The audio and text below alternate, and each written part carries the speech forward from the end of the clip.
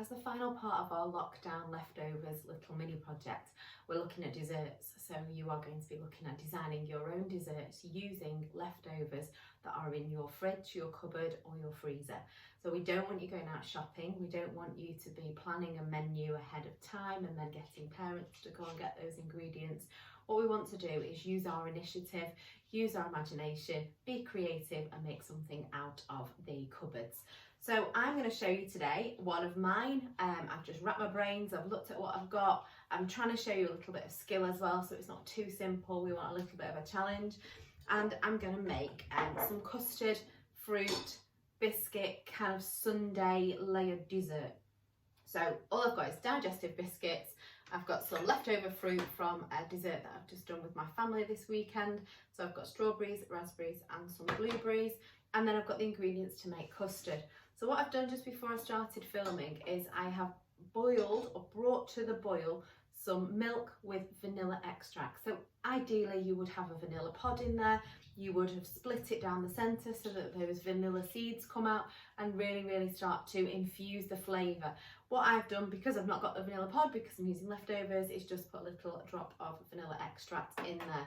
So normally you'd leave it to infuse for about 10-15 minutes, which I don't need to do. All I need to do is just allow it to just cool slightly so it doesn't scramble my eggs.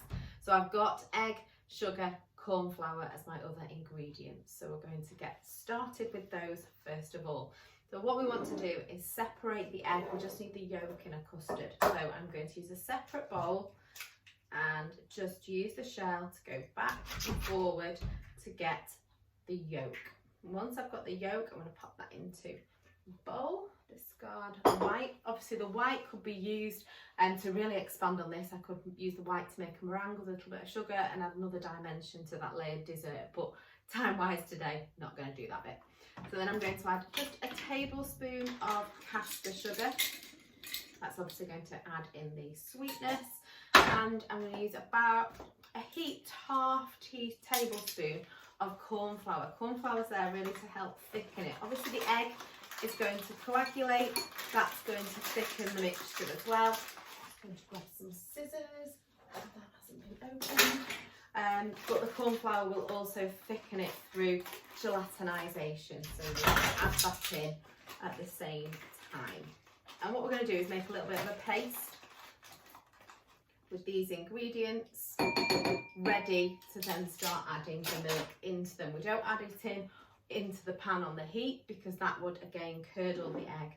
So I'm just breaking the yolk up, making a paste so that all those three ingredients are completely combined, and then we gradually add the milk that's over here that's slightly cooled now into this bowl. Now the yolk coagulates or sets or starts to set about 65 degrees. So if you're doing this, just make sure that you do really cool that milk down. We don't want that milk anywhere near boiling point, or else you will end up with scrambled eggs.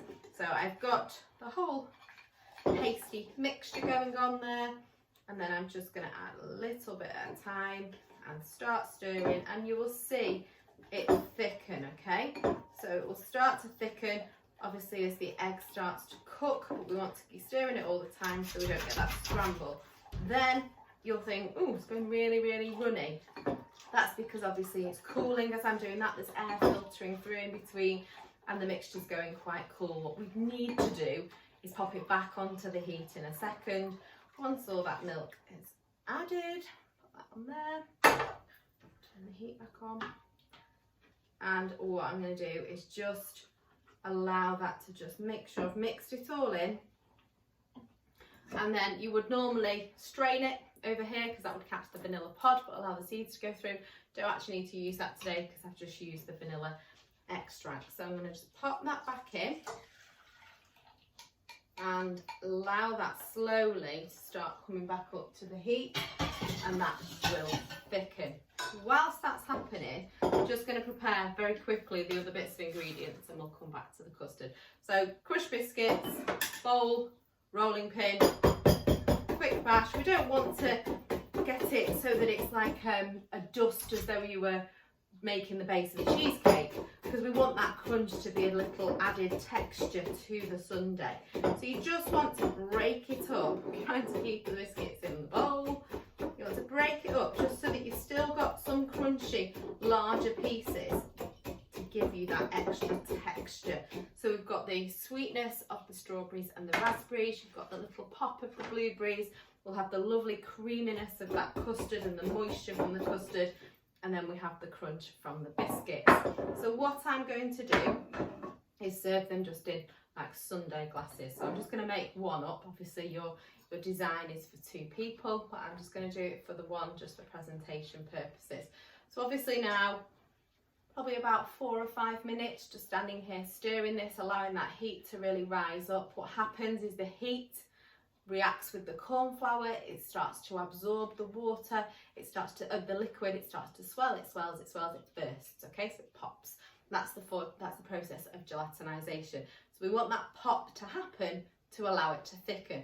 Obviously the egg is also going from a liquid to a solid, and that again will help with the thickening process. The egg also, the yolk also enriches the flavour of that custard. We've got the sugar in there for sweetness and the vanilla for a bit of flavour as well. So I'm going to carry on stirring this. I'll come back to you when we've got the right thickness and consistency. 3 or 4 minutes of stirring and I now have a lovely thick consistency custard. So just to construct all of that leftover dessert, I'm going to just pop the custard into a jug just to allow me to pop it into the serving dish in a more structured, tidy way without spilling it. So I've just made enough custard there just for one dessert. Obviously you can double up the recipe to make slightly more. I'm going to add a little bit of fruit into the bottom to start with,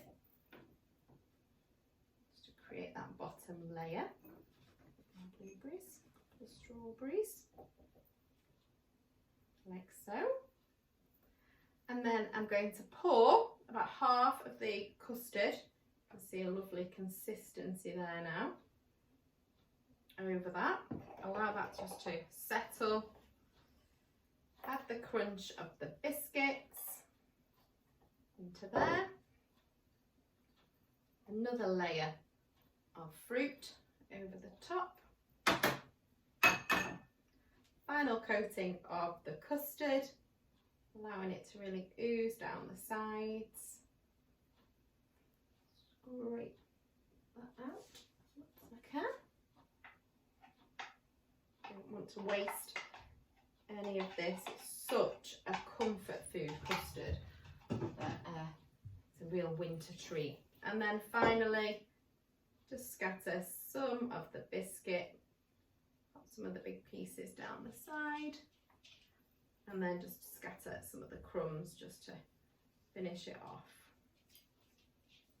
like so. And there is your leftover layered dessert sundae.